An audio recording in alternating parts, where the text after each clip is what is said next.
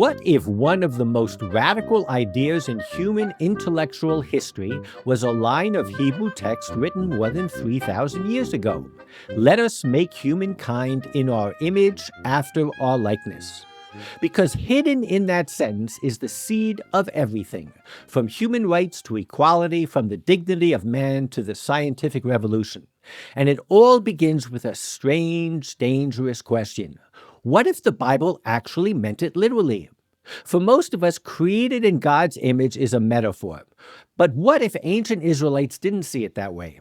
What if, as Tomer Persico argues, they imagined a God with a body and a mind, and a humanity that looked like him? That small shift changes everything. It means that to strike a human is to wound the divine, and that religion's great prohibition on idols wasn't about rejecting images of gods, it was about protecting the image already walking among us. And it forces us to ask, do we make man in God's image, or do we end up remaking God in ours? Welcome to Madlik. I am praying and hoping that by the time we publish this podcast, that the hostages are free. But I think if the semel, the image of the hostage, has been the guiding element of the last 2 years, it comes back in a very strong way to Tselem Elokim, to the image of God. And I think that we are with them, and it's a wonderful metaphor for the whole community to be in the individual. And we hope and pray they come back. My name is Jeffrey Stern, and at the Madlik, we light a spark or shed some light on a Jewish text or tradition. Along with Rabbi Adam Mintz, we host Madlik Disruptive Torah on your favorite podcast platform, and now on YouTube and Substack. We also publish a source sheet on Sefaria, and a link is included in the show notes. This week, we start the Torah all over again and read Parshat Bereshit.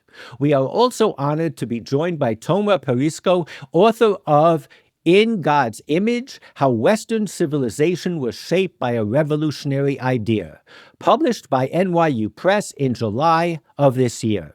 Dr. Persico is a research fellow at the Shalom Hartman Institute and a senior research scholar at the UC Berkeley Center for Middle Eastern Studies. Welcome, Tomer. Thanks for joining us. Thank you for having me. It's wonderful to have you here, and especially on the first episode of the new reading cycle of the Torah. What I would love to know is what caused you to pick this subject and write this book, and how many years did it take you to write it?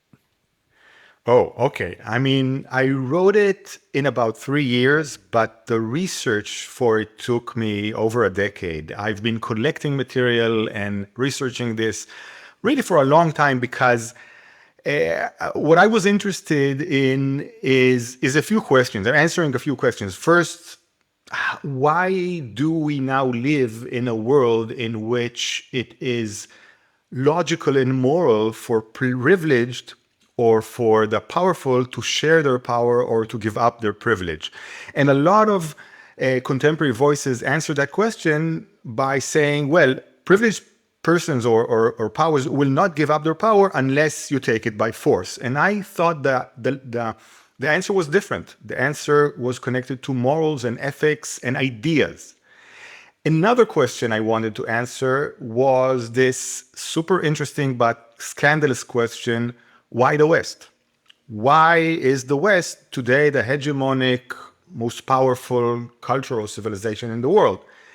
And what I found out is that the thread that connects these two questions is connected itself with that idea, with that unbelievably revolutionary idea that happens to be mentioned in one verse in chapter A of Genesis. And that's the idea that all persons were created in the image of God. And so I began to research it. I actually, when I began writing, I couldn't believe such a book was not written, because you would think such an obvious, basic, fundamental idea, people must have written about it, but actually no. And so I went to work. I wrote what I thought. I wrote an intellectual and cultural history of the West, hinging on the seminal place of that idea. And the more I researched, the more I found out how much this idea is fundamental to the world we live in today. So, I mean, having read the book, it might be not only the most radical idea in the Torah itself. I think the knee-jerk reaction of most people would say it's monotheism. That's what Judaism gave to the world, that there's one God. And here we are, this idea of the image of God, you trace in this amazing, it's really a history of ideas book. That's the genre. And there are too few books like that. It's almost like a James Mishness novel called The Source. You're digging down, you're starting at the very beginning, and you trace this idea all the way up to the present. It reads like a novel. And I think many of the podcasts that you've been on or the articles written about the book focus on the ending about secularism. How do you attach secularism to a biblical text?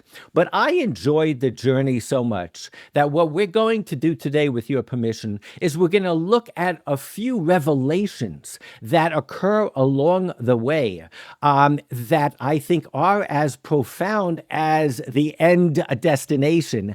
And maybe we'll have you back, and there's so much to talk about in this book. Rabbi, you read the book, what, in one sitting over the weekend? So it's an amazing book, and I agree that we don't have enough books on the history of ideas.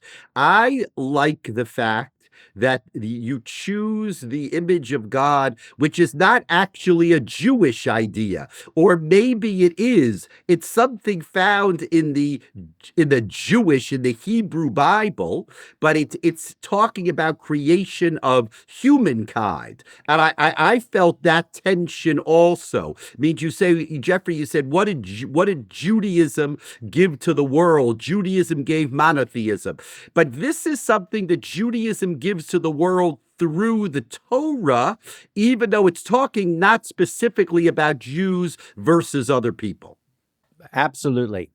I just wanted to say, as I show in the book, Judaism or ancient Hebrew culture didn't actually invent the actual idea of the image of God. But what the Bible does is that it implements this idea for everybody, for all people. Because until the Bible, the Pharaoh was the image of God, or some mythological hero was the image of God.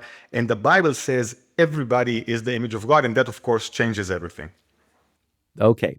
Well, what changed everything when I started reading the book, because I didn't know really what to expect, is this, as I said in the intro, where you make the point that actually we have no reason to believe that ancient Israelites thought that God did not have a body, was infinite, and all of the stuff that Greek philosophy fed us, and that it is actually very primary to the power of the concept that we take these words very literally.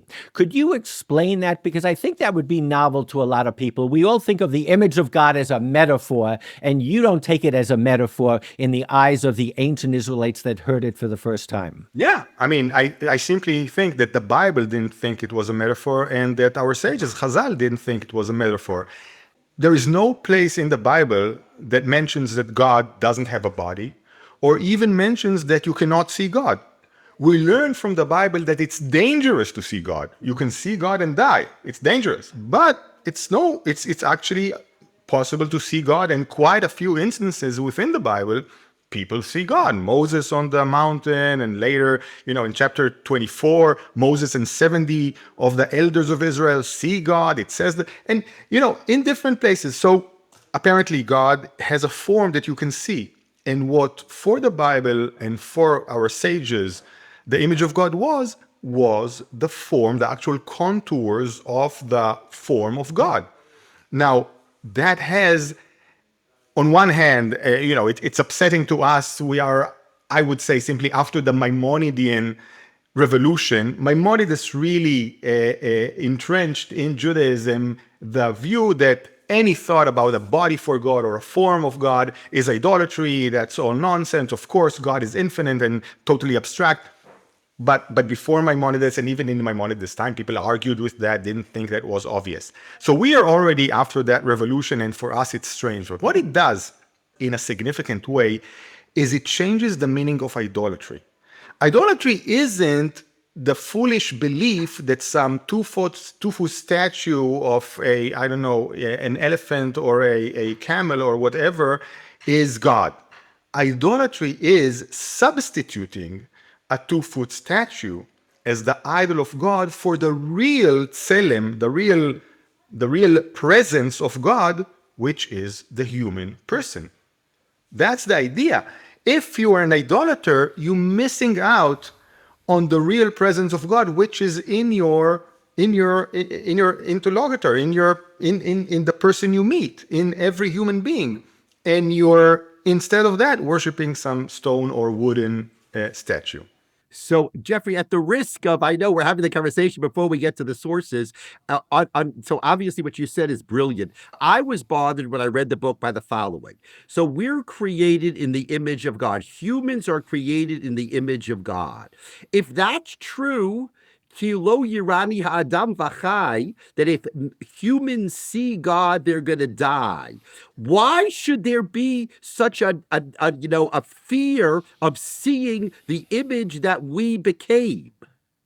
Interesting question. I think God has his wish of privacy and sort of transcendence. You cannot. It's undignified towards God if you simply are too close to him, like a king. In the past, also kings were not simply seen by commoners, right? I think it's more of a distance thing than of a metaphysical, impossibility. And so God wants to us to keep our distance, except for special occasions. If there's a prophet, sometimes he reveals himself. Ezekiel or Isaiah, they saw a certain form of God, right? And of course Moses sees God, etc., etc. So it's possible. It's simply kept for the very special people in very special occasions. I'll just say one last thing, and that is, in Animus Mirot, we take that idea and we say, Kesher Tefillin Hera Le'anav, which means that Moses saw only the knot of God's tefillin on his head. He saw just the back of his head. And I always thought that's like, King Charles, that you only see King Charles when he's dressed, in his royal clothing, that right. God is only seen when he's wearing his tefillin. Yeah. So let me jump in for a second. I'm trained in the philosophy of science. And when you look at theories, you weigh two theories.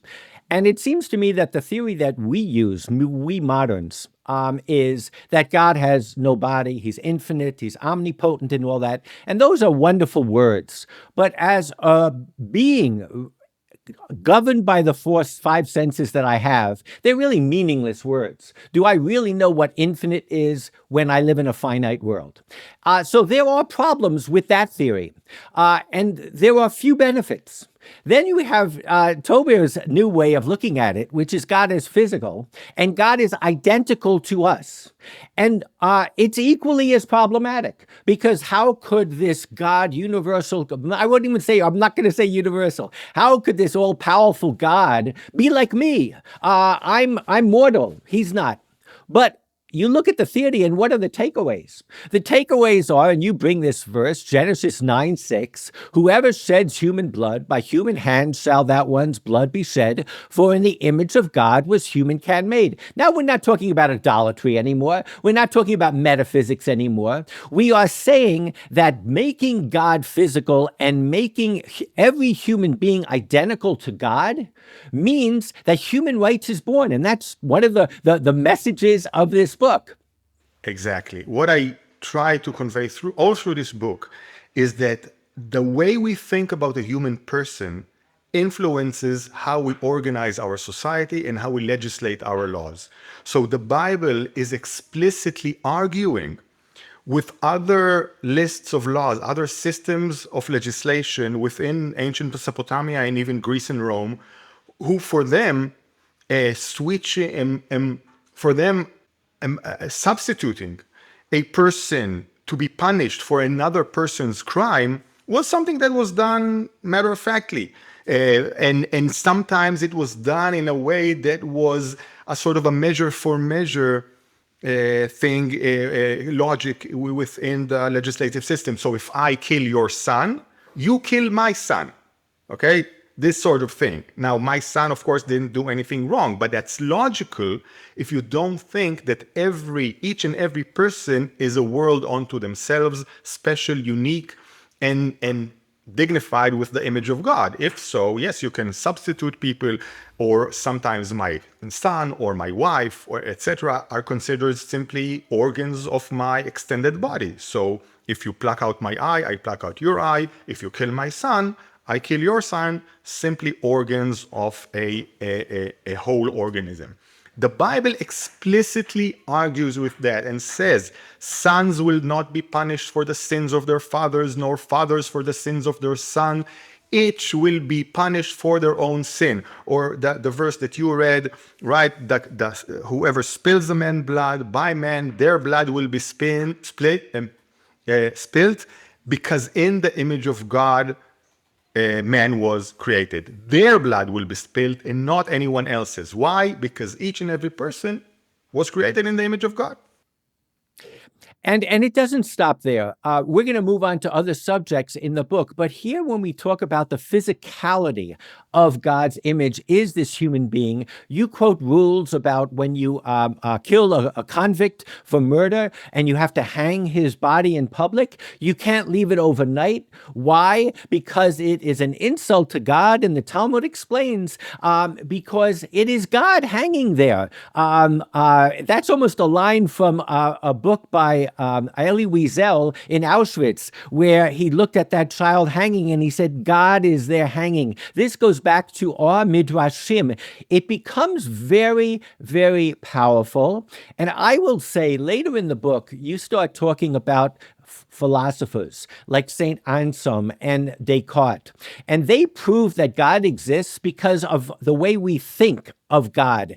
And the truth is, you and I and Rabbi know, all they proved is that God exists in their mind. They didn't prove he exists outside of their mind. But that's what we're talking about. We're talking about a leap that changes the discussion from God and what's out there to man becomes the Godhead. It's a book by Eric Fromm, You Shall Be Gods.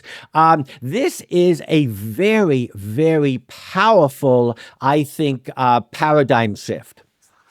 What happens is the minute Christianity is formed and basically adopts the Bible as its foundational text, of course, it adds the New Testament, etc., it also adopts the idea of the image of God, but it does something with it. Christianity has a trajectory of individualization and internalization. Things become more individualized and more internalized.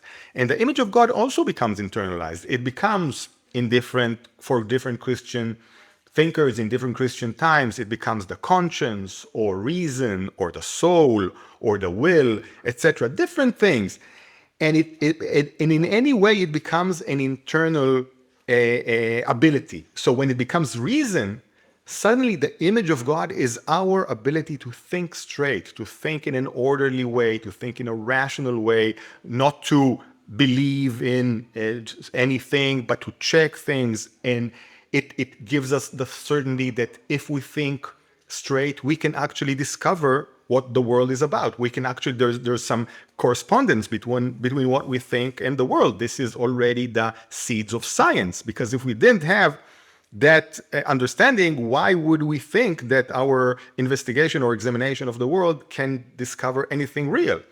We trust that God gave us reason. Reason is the image of God, and so we can discover the world. And what you mentioned before about secularism, what I show in the book, and this is many people, are attached to that because there's an ironic twist here.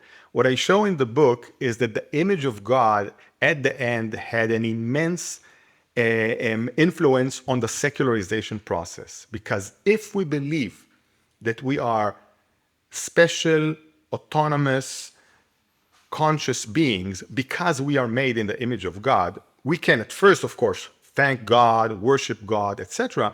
But there is a way, there is a vector in which that turns into our consecration of our autonomy. We take a lot of interest and importance in our autonomy. This leads on one direction to write discourse, right? Please allow me to think what I want, to say what I want, to believe what I want, allow me the freedom of movement and property, etc., etc. But in another trajectory, it leads to secularization because we say, my autonomy is so important to me, I don't want anybody to interfere with it, including some divine judge or father up there. If my autonomy is the most sacred thing, perhaps it's even the image of God in me, I cannot have anyone boss over me, lord over me. And so I will reject God for the sake of my autonomy. And that's the way the image of God, in a way, twists, it twists itself up and rejects God and rejects, of course, its own divinity. And we come into a secular world in which secular humanism basically posits that the most important thing for you is to protect your autonomy and your feelings and rationality and reject anything that is above you. It's fascinating. In the Parsha, it says that God was afraid that man was going to usurp him. In Genesis 3:22, it says, now that humankind has become like any of us. It was almost recognizing that the potential of making this being in the image of God was a threat to God itself. It was all packed into the original idea. I want to go back, and I'm sure Rabbi Adam was as struck as I was, the amount of time and pages spent on Christianity.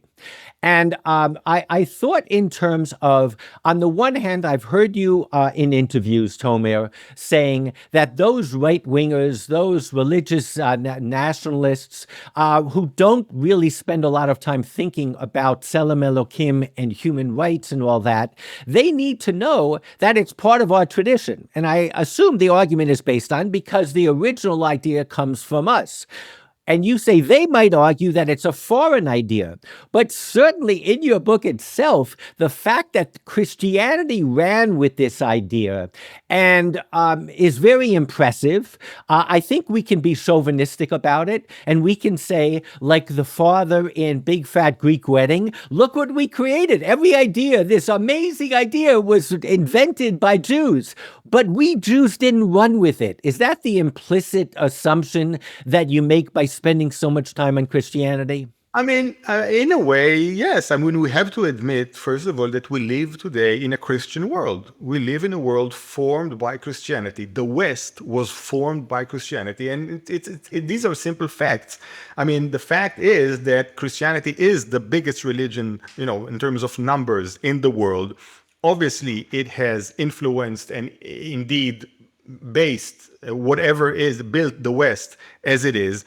So, of course, if my book wants to understand how the West was constructed according to a series of ideas developed from the image of God, Christianity has to play a very prominent part in it.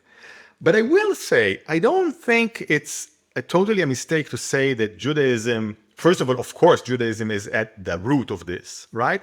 And I think Judaism not only contributed along the way, but something of its spirit is transcendent or given to Christianity. I think there really is a Jewish Christian tradition or a Judeo-Christian tradition, as sometimes it's called. I know many people don't like that expression and think it's used, manipulatively, etc. But I think it's true. There is a set of characteristics that characterizes Judaism and Christianity and differentiates them from Islam on one side and from the Eastern religions on the other. It concerns individuality, emphasis on autonomy. It concerns a dialogical relationship with the divine. It even concerns a sort of rebelliousness against divine law and perhaps even against God itself. Remember, it's already in the Bible that there's fraught relations between man and God, and man sometimes rebels. And Christianity itself, if you look at the history of Christianity, there's this dynamic, there's this spiral dynamics that always stresses more and more spirituality on the expense of divine law and institutions. So since Jesus and Paul, Yeah, they reject Jewish law, and they, in an effort to become more spiritual, more religious, and you can see it all through the Catholic Church's history, and of course in the Reformation, the Protestant Reformation. What are they saying? We don't need the church's hierarchy and the Pope and the councils and all the credo, and we need only to read the Bible ourselves and to be autonomous to how we interpret God's word. That's what they're saying. And that also, of course, develops and culminates in secularism. Secularism basically says we don't even need Protestant churches or institutions, and we don't even need Jesus to be really spiritual. This is the whole contemporary spirituality, new age scene, right? That's what they're saying. We can be spiritual by connecting to the God within. So, and obviously, as you show in the book, it did affect Judaism. It affected Reform Judaism, which was very influenced. But I would argue, and I'd love to know what Adam thinks about this, that it also affected the Muslim movement in terms of Rabbi Saul Salanter, who focused on the internal life of the Jew. It focused on the Hasidic movement, where you have so many stories of arguing with God and rejecting the monopolization of our texts to the intelligentsia, that we all own it, like Luther said. So these were ideas, I think, that reverberated throughout the culture. And I was not off put. I just noticed, and I think we live in a golden age. Many times in this podcast, we will quote a Christian scholar, because they read our texts and they come with it with their own insights. And if we can forget some of the baggage that we have with Christianity and Islam, we live in a golden age today. People like Shai Helder writing books about Judaism is love, and they're reclaiming ideas that Christianity ran with. And maybe part of what your book is doing is reclaiming this to its source. Yeah, so I mean, obviously, I agree with Jeffrey. See, what I find interesting, Tomer, to use a term that I think that the historian Jacob Katz introduced about neutral society. He said in the 1800s, so of course, Protestantism led to secularism, led to the Reform movement. But what was interesting is once you came to that period in the 1800s, what was remarkable was that everybody interacted, Jeffrey. See, that was never true. It used to be that if you lived in Muncie or Bnei Brak, that you didn't have any interaction with communities that were different than you were, different religions. But starting in the 1800s, all the different religions interacted in what we call a neutral society. And I just wonder, Tomer, see, there the autonomy reaches its ultimate, because not only are you autonomous within your own religion, but you're autonomous in a neutral society. You have to deal with other people from other religions who've chosen to be autonomous on their own for different reasons. Right. And, this is connected to the whole separation of church and state. At some point, Europeans realize that if they continue to force religion on each other, they're going to exhaust themselves in wars and simply ruin themselves. And this was the pragmatic reason for separating church and state, but there was also a principal reason, and this was that the conscience that for many was the image of God needed to be free. If we are serious believers, we need to respect the image of God in our other, right? In the person in front of us. And if so, whatever they actually believe should be left to their own wishes, right? And we constructed this neutral society by giving importance and freedom to each and every one's autonomy, right? Autonomy to believe as they wanted or not to believe. This is the process, right? And yes, because of that, of course, we live in a golden age in which we can argue and even share ideas with Christians without getting expelled or burned at the stake, etc. The last idea I want to discuss, given the time, is this idea that when we say the image of God following your book, it's not only the image of God, it's also the mind of God. And that, of course, affected science and discovery and curiosity. But one of the thinkers, Marsilio Ficino, he said, worshiping the divine is as natural to men almost as neighing to horses or barking to dogs. And what he said is an idea that I've kind of come on to my own, where I believe, and that's why I find religious texts, and in our case, Jewish religious texts, so fascinating, is that just as the human mind has a facility for music, and you can't say, do I believe in music or do I not believe in music? It's something that we have a chush, we have an idea for. The same about art. We have built into our DNA religion. And I would argue that even an atheist has the religion that he's rejecting. Otherwise, we couldn't F the inevitable. The idea is that you bring it out in a whole section of the book, that these thinkers started to look at this internalized mind of God that we have, and it has within it this ability, like Luther was saying, to come up with our own spiritual and religious ideas.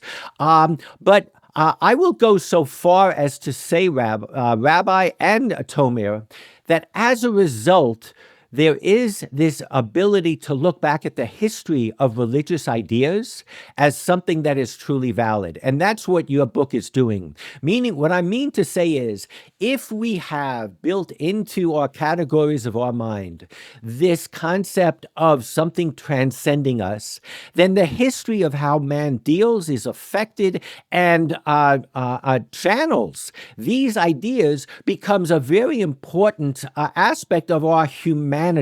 And that's where the humanism of this original idea comes home. That's amazing, Jeffrey. This is the first time we're talking, and you use the word chush. This is exactly the word I use for the religious element in our life. I say this is a chush, like the sense of humor, like a musical sense, like an aesthetic sense. Some people have more of it than others, but everybody has some of it. You can appreciate something that is aesthetic, and as that, exactly that way, you can appreciate something that is holy, that has some presence. It's there, and you just need to, be sensitive enough to appreciate it. And so, indeed, like you say, my book elaborates on different manifestations of that sense, on how people interpreted that sense in different times, in different ways. And of course, it kind of goes from Judaism to Christianity to the secular world today, even in which we know that there are instances of spirituality which is not connected to any religion, but simply is an expression of that wellspring inside us that like a dog barks, we do God, right? Yeah. And perhaps this is the real image of God inside us. Absolutely. Well, this has been an absolute pleasure. I am praying and hoping that by the time we publish this podcast, that the hostages are free. But I think if the semel, the image of the hostage, has been the guiding element of the last 2 years, it comes back in a very strong way to Tselem Elokim, to the image of God. And I think that we are with them, and it's a wonderful metaphor for the whole community to be in the individual. And we hope and pray they come back. Tomer, I hope you'll come visit us again, and we can continue this discussion. I hope all of you will run out and buy this book. I'm going to put a link to the book in the show notes. It's a fascinating resource. The sources in it are by themselves are amazing, in God's image. And as we start reading the Torah all over again, we're really reading a book not so much about God, but about ourselves. And I think that's the takeaway. And hopefully that makes it interesting to you as well as to Adam and I and Tomer. Shabbat Shalom. Thank you so much, Tomer. Shabbat Shalom. Thank you so much for Chag having Sameach. me. Yes, thank you. Chag Sameach.